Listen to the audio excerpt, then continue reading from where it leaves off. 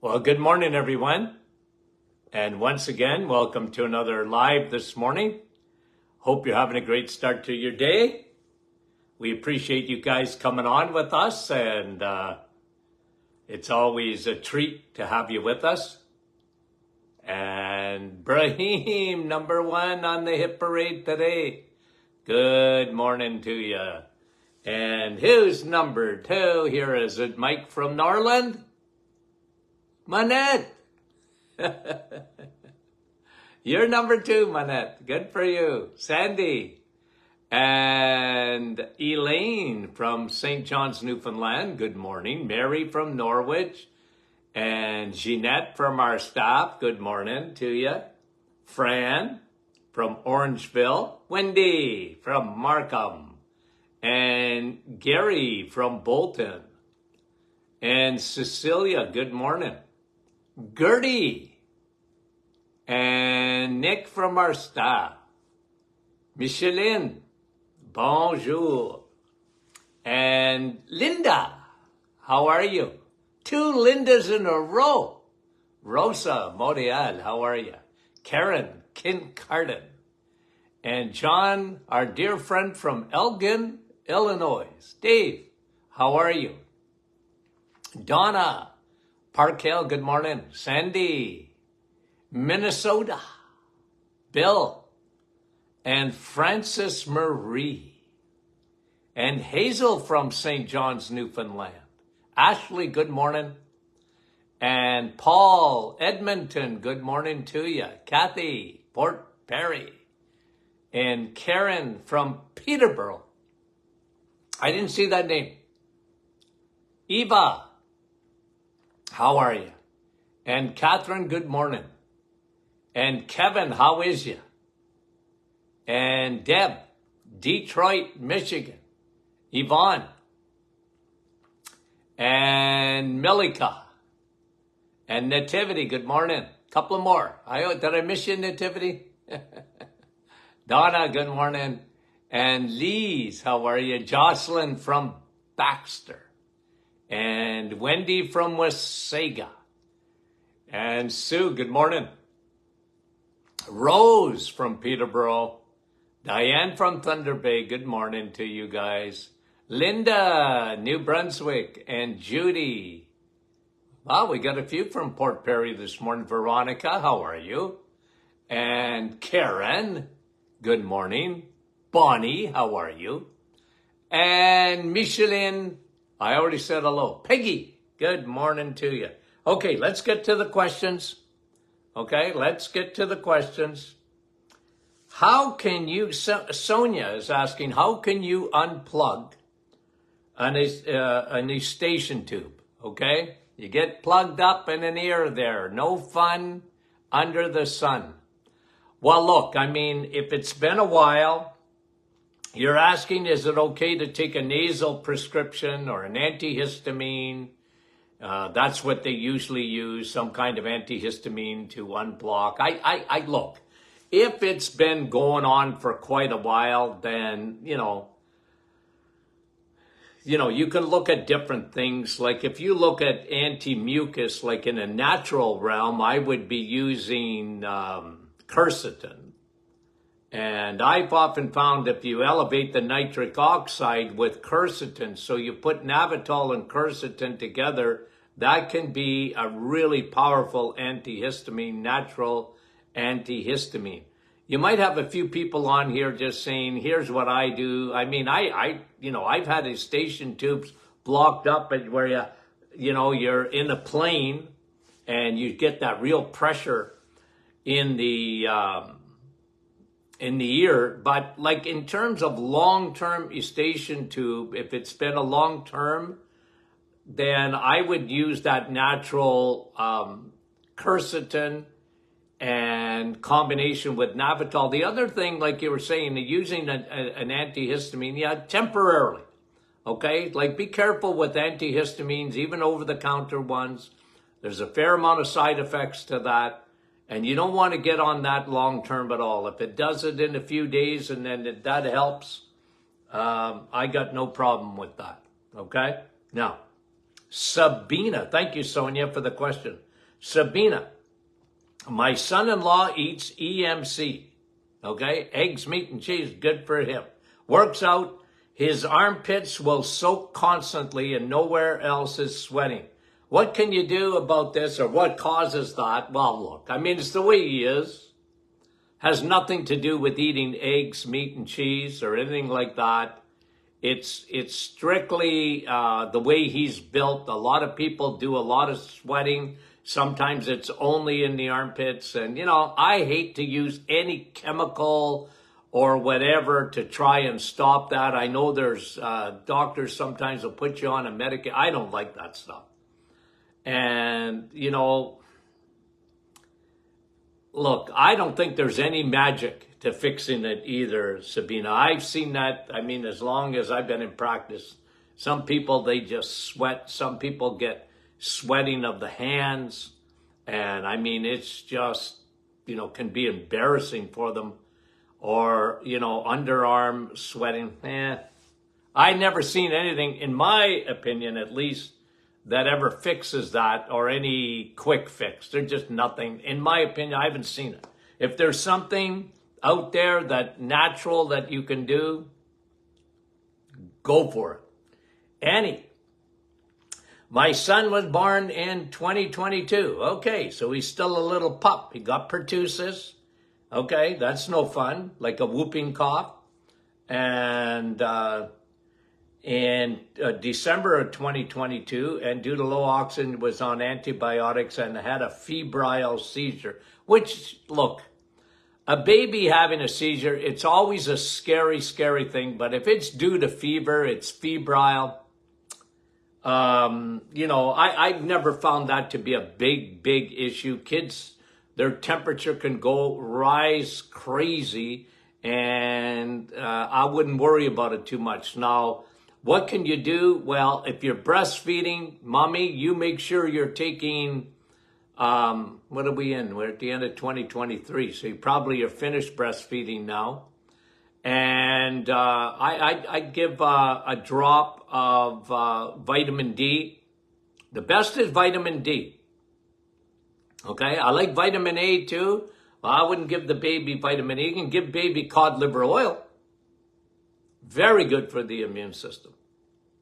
So that's what I would look at, Annie. Okay, and don't worry about the febrile seizure.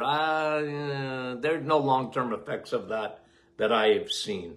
Trina, if type 1 diabetes runs in the family and the child is starting to experience symptoms, is there anything to do to stop the progression? Well, look, type 1 is autoimmune. It's different. And that's a very good question. Whether it's type 1, look, type 1 is autoimmune. Type 2 is what they call adult onset diabetes that happens in children, by the way, especially in this day and age. Look, at the end of the day, the best thing, even if it's autoimmune, you want that child to lay off sugars as much as possible. I know it's not easy with kids, but sugars are destructive, whether they're in type 2 or type 1. And, you know, like usually when type 1, I get them on a very high eggs, meat, and cheese, the best foods for a type 1 diabetic, best foods obviously for type 2, but even in type 1. And the other thing is I would do, because any autoimmune, Trina, always starts in the gut. Leaky gut. And remember, autoimmune starts in the gut. Fix the gut. Okay, fix the gut. But at the end of the day, eating-wise, they just do so much better. Look, they probably can't go without some carbohydrates, but they do really well with eggs, meat, and cheese. Really well. Evelyn. Hi, Dr. Martin. Well, hello to you. And my husband and I have eaten low carb for decades. Very smart. Have done the reset twice. Last one in November. My husband had a colonoscopy today. They removed 2 polyps. Okay. He was diagnosed with diverticulosis. told to increase his fiber. Don't do that. Like, I understand, okay? I've seen diverticulosis a million times. No, not a million, okay? Like lots. And as a matter of fact, a lot of people that came to the office in my practice days, I diagnosed diverticulosis because they didn't even know diverticulosis. They didn't even know they had that. And here's what I did. Always, without exception. If I ever saw a case, whether they were already diagnosed or whether I diagnosed it, diverticulosis, pouches in the large intestine, hello, you know what I would do? I got them off fiber.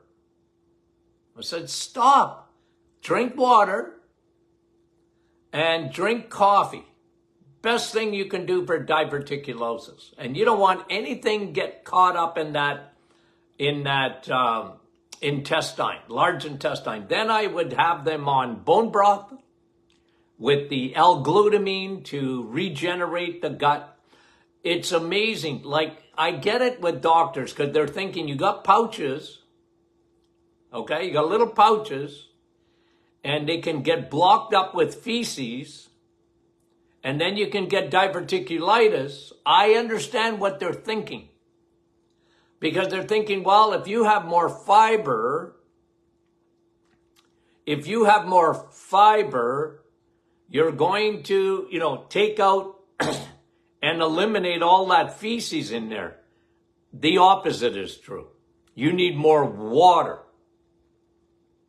And the other thing is, when I saw diverticulosis, almost invariably, it was women, not men, although some men got it. It's more rare in men. And the reason it's not rare in women is because they like their salad. Dr. Martin, I got to have my chicken and salad. And I used to tell them, you're not a rabbit. Okay? What? You're not a rabbit. You don't even have an enzyme to break down salad. You don't make cellulase. Okay? You don't make it. And I know you like your salad. I get it. But it's roughage. Salad is roughage. When spinach, you ever seen spinach get caught in the teeth? Well, it gets caught in those little pouches. Matter of fact, it even makes those little pouches. And then I would tell them, you're not a squirrel. What? Well, you don't have to put away nuts and seeds for the winter, do you? No. I said, well, stop eating them. Now, you can have some flax seeds. Now, if they had a lot of trouble with diverticulosis, I wouldn't even put them on flax seeds for a while until that healed up. But most of the time, if you look why we see so much diverticulosis today, compared to when I was in practice in the 70s, why is it so much more common? Why do we see so much more IBS? Because people believe they can't live without fiber. That's why. And they're cereal nuts, not grape nuts, but they're cereal. You know what I used to call some of my patients? I said, you're a cereal nut, not a serial killer. You're a cereal nut.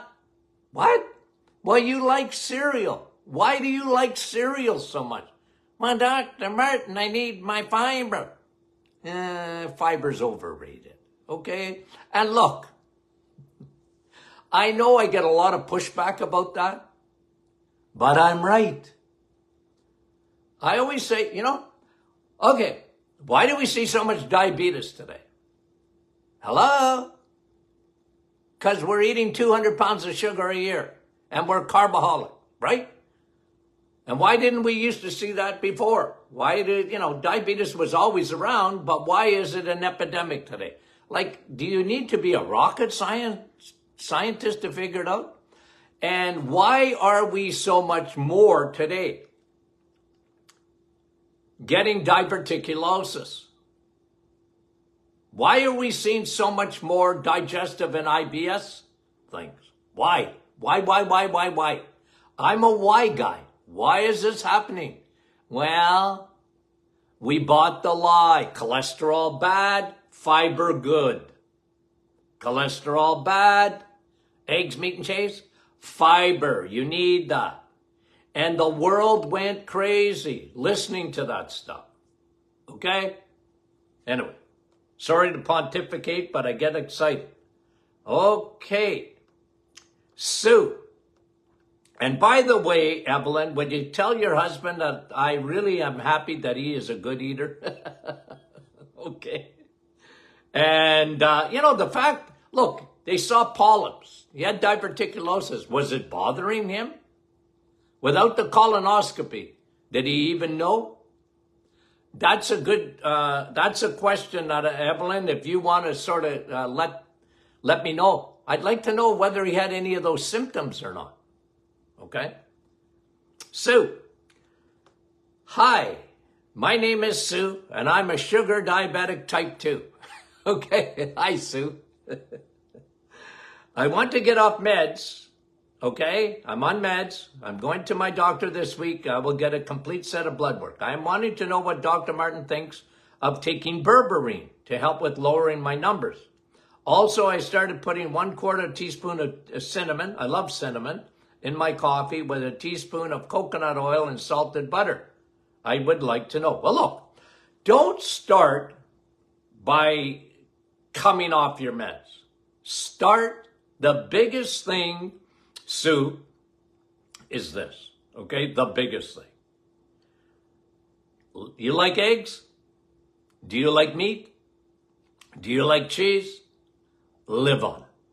If you're a diabetic, those are the foods you can eat, okay? You can have some vegetables, very limited fruit, okay? Don't have a lot of fruit.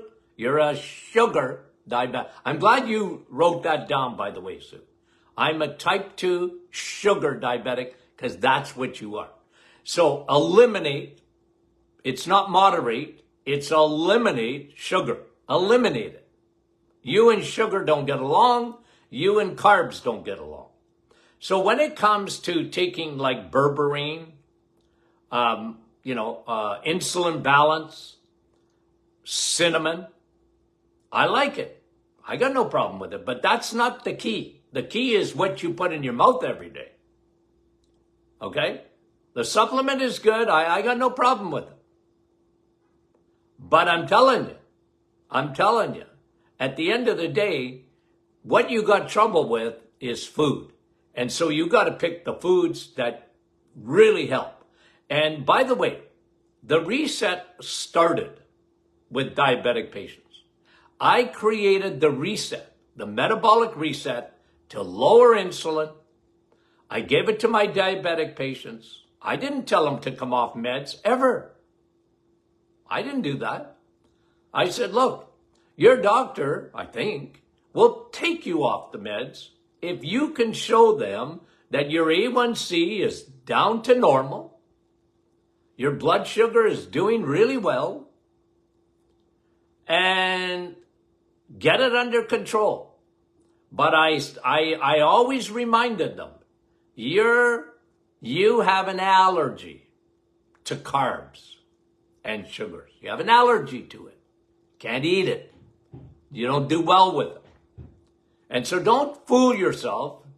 Don't let anybody tell you anything different, because the world out there, Tony and Junior and I traveled yesterday. We were together in the car and talking, and, I said, isn't it amazing that we have a food industry that doesn't care about your health? And then we have a medical industry that doesn't know anything about food. Here we have diabetes. It's a food problem. It's not genetics. It's food. Yeah, you might have some genetic weakness, My dad was a diabetic. My grandfather a diabetic. And we got diabetes coming out our ears in my family. But at the end of the day, it's a choice of foods. Okay? It's a choice you have to make. And I know there's and it's not fiber. Fiber's not going to fix your diabetes. Elimination will fix your diabetes at the end of the day. So you have to eliminate, not moderate, eliminate. Okay? Thanks for the questions. We love it. It gets me going. It gets me excited. Okay. Good for you. Tyson, does your probiotic strains effectively metabolize oxalates from foods or existing oxalates in the body? I'm trying for the most part to be on a low oxalate diet to detox mercury, but want a probiotic to detox oxalates. Well, look, Tyson, yes. Okay? Here's good news. Okay? Here's good news. Our broad spectrum probiotic was made to detox. It was made to chelate. It'll chelate oxalates. It'll chelate mercury. It'll chelate lead. It'll chelate cadmium. Because the way probiotics work, okay, you have different strains that do different things. So if you want to take a broad spectrum probiotic. Now that means you got at least 10 different strains. Now in our formula, we have over 10, we got 12. Rhamnosus, L-rhamnosus, and L-reuteri. Those are two specific bacterial strains that really detox. They go after yeast because you're looking at oxalates, Tyson. I would have you look at fungus more than oxalates. Now you want to go on a low oxalate diet, then you're literally you're eliminating fruits and vegetables. Okay? A lot of people do it on the reset anyways because they go 30 days without that stuff.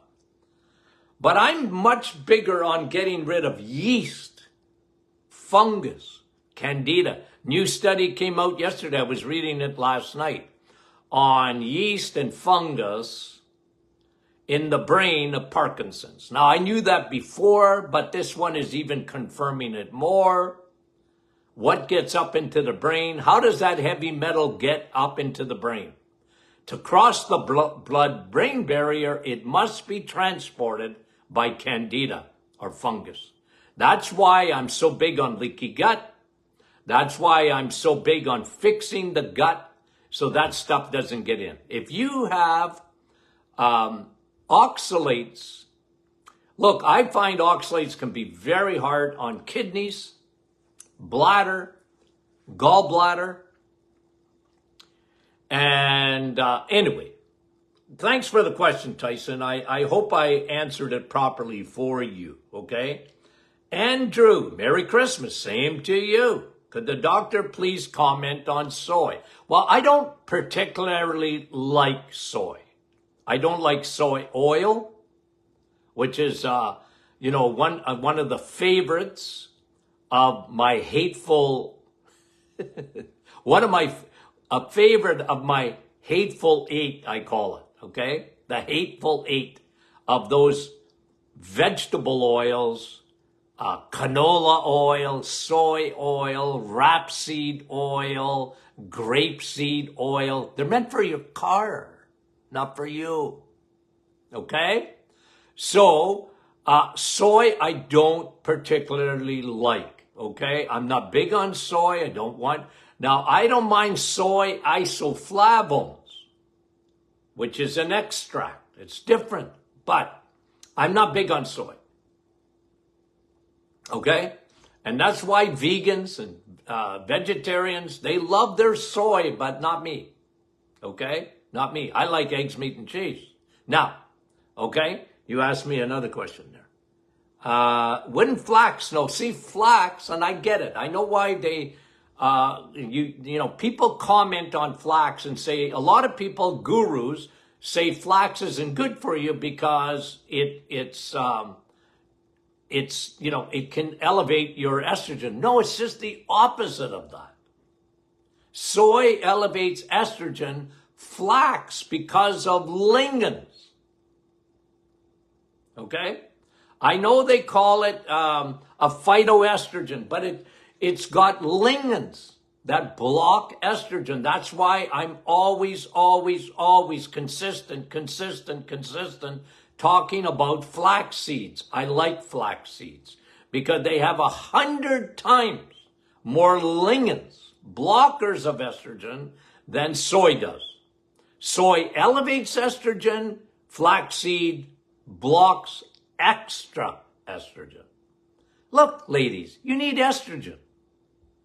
Okay? Makes you a woman. Problem is the imbalance of it. So thanks for the question. Much appreciated, Andrew.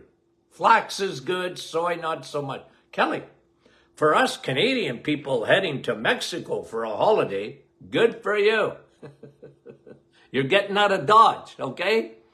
And you're going to go get some sun. Hallelujah. Good for you. I like that vitamin D. You don't want to burn. I get it. Okay?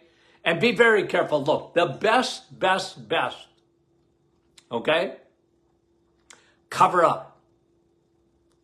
First day or so, 20, 30 minutes. Okay? You might be able to go longer. I'll tell you the people that can go longer. This has just been my experience.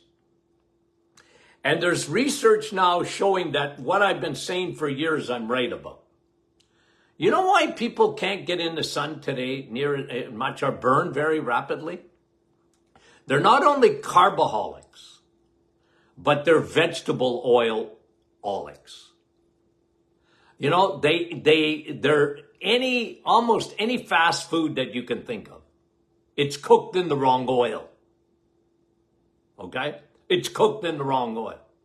And today it's 40 to 1 ratio between omega-6, which is those vegetable oils.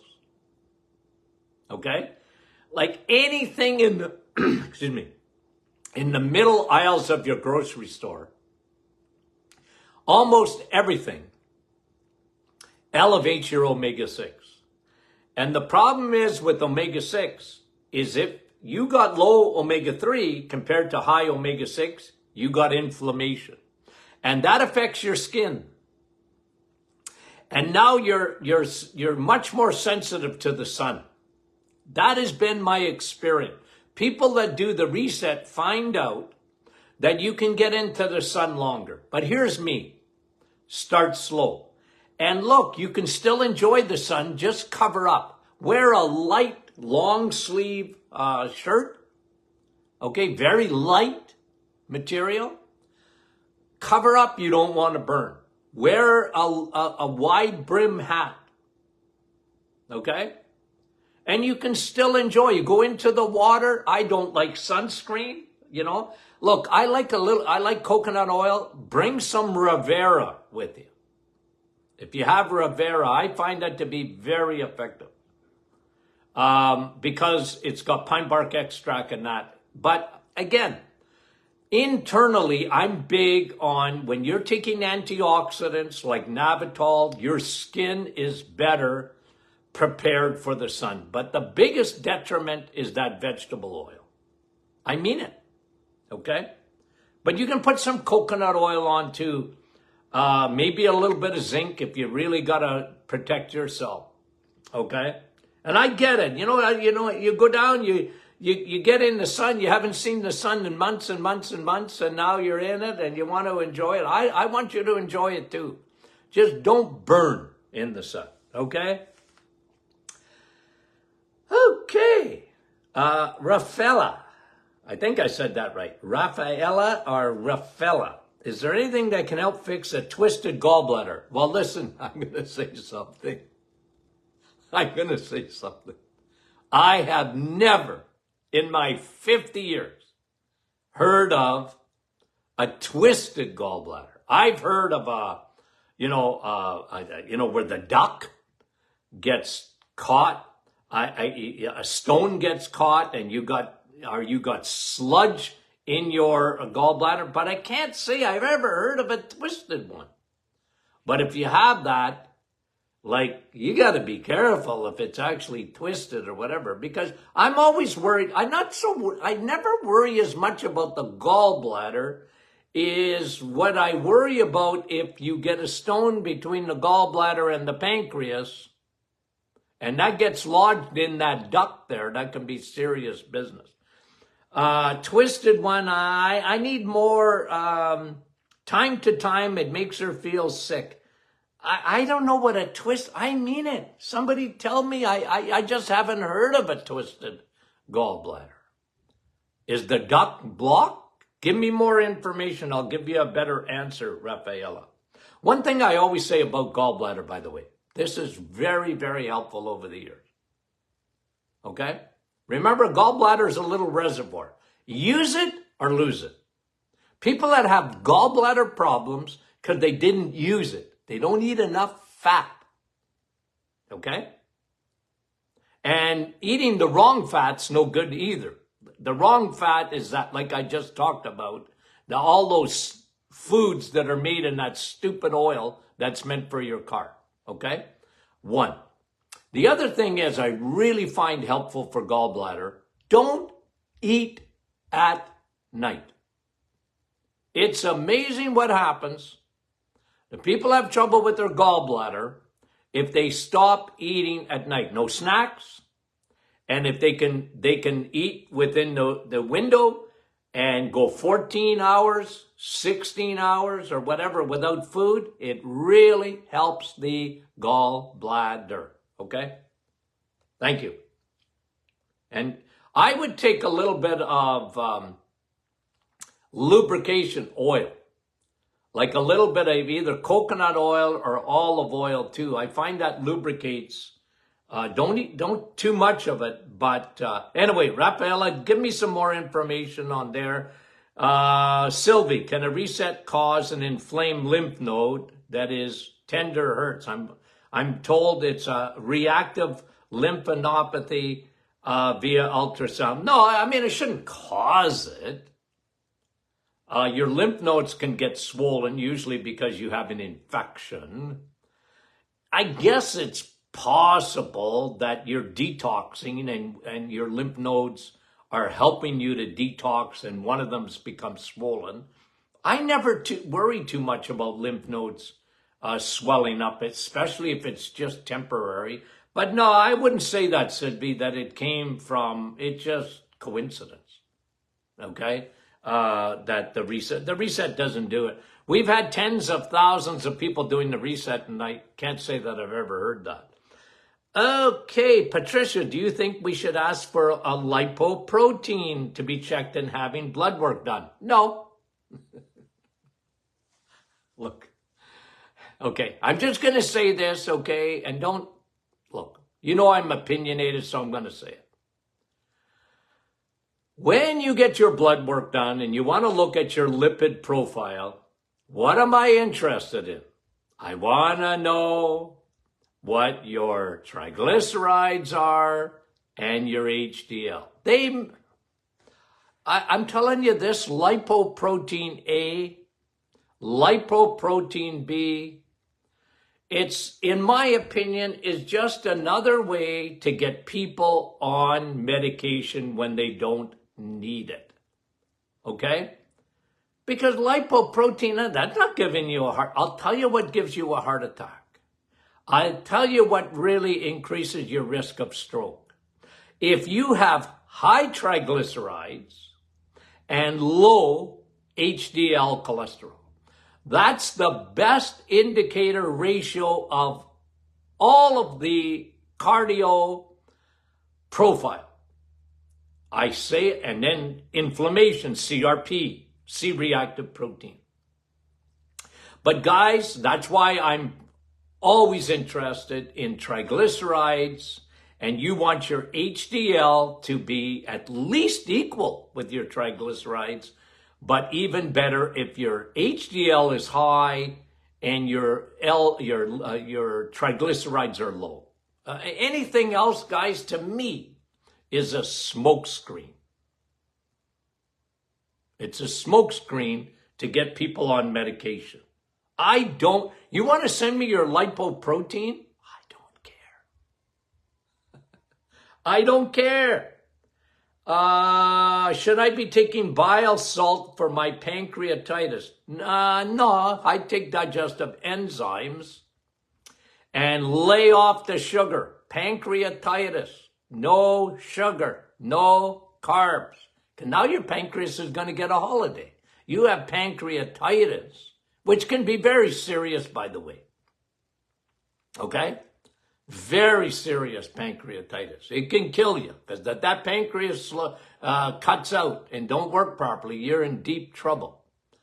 But pancreatitis, why do we see so much of it today? Because people are carboholics. That's why. Pancreas was never made for the amount of sugar, the dump truck load of sugar that people eat every year. And the amount of crappy carbs that people eat. Well, no wonder we see so much pancreatitis. But no, I would be on digestive enzymes more than anything else, and then lay off the carbs. Okay, thank you for that question, Jacinth. Much appreciated. Claude. Okay, my brother's 2-year-old daughter since birth, heavy runny nose. Okay? So why? Probably because there's an allergy, maybe to dairy. I don't know if the baby, the baby's got a lot of times with that chronic phlegm and runny nose in a child, I get the parent to get the child off dairy. And I don't mean cheese. I mean milk. Okay? They don't need milk anymore. They need water. So, if you're asking, that's what I would do. First thing, I am an elimination guy. Let's find out if there's anything that's bothering the baby. Hey, it's possible that it's cheese, but I doubt it. Usually it's not. It's usually they're drinking milk. And they just don't have the enzyme to break that milk down. And by the way, they don't need milk. And if they want milk, switch them over to goat milk or something like that.